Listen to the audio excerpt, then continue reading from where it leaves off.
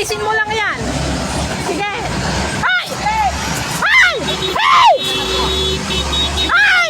Yung asawa ko! Andun yung asawa ko! Papa! Ay!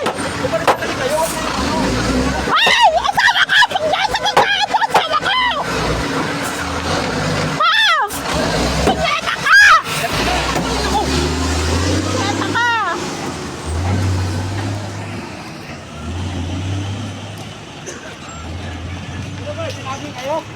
Oo.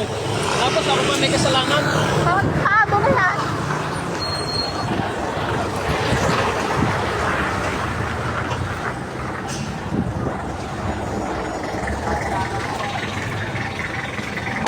Magtado lintik na yun.